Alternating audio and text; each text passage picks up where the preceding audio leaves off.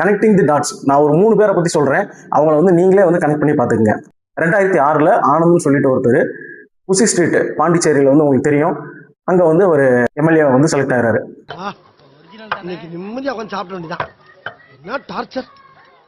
அந்த புசி ஸ்ட்ரீட் வந்து ரொம்ப சின்ன தெரு தான், அதிகபட்சம் வந்து 10,000 மக்கள் இருக்க ஒரு சாதாரண ஒரு கான்ஸ்டிடுவன்சி. அதில் வந்து அவர் எலெக்ட் ஆகிறாரு. அடுத்தது ஆதவ அர்ஜுனான்னு ஒருத்தர். ஐயா என்ன ஐயா லாட்டரி சீட்டு வாங்கிக்கங்க ஐயா. சாமியை பார்க்கணும்னா ஸ்பெஷல் சீட்டு, கோவிலுக்கு பின்னால ஒரு கும்பல் 3 சீட்டு, வெளியே வந்தா லாட்டரி சீட்டு, ஊருக்குள்ள போனா கண்ட பையெல்லாம் எம்எல்ஏ சீட்டு.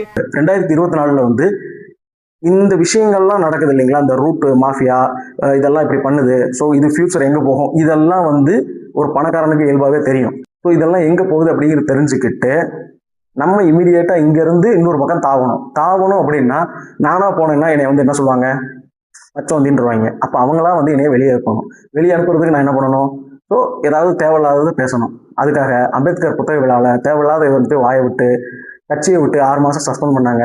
நன்றி தலைவரே, உங்களோட ஆசீர்வாதத்தோட போகிறேன் அப்படின்னு சொல்லிட்டு இன்னொரு கட்சியில் போய் ஜாயின் பண்ணியாச்சு. அதுதான் டிவிகே.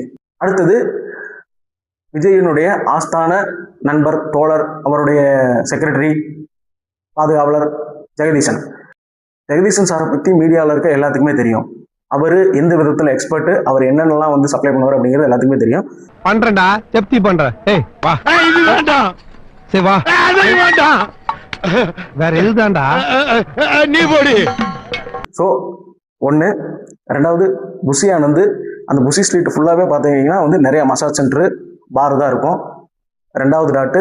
3வது dot Adhav Arjuna, lottery ticket. So இந்த 3 டாட்டையும் கனெக்ட் பண்ணுங்க, டிவிக்கு எப்படி ஆட்சிக்கு வந்துச்சுன்னு உங்களுக்கே தெரியும். சரி, நான் செவனேந்தானா போய்க்கிருந்தேன். யாரு வம்பு தும்புக்காச்சும் போனனா, கௌரவம்னு என் கௌரவத்தையே ஆரம்பிச்சிட்டீங்களா?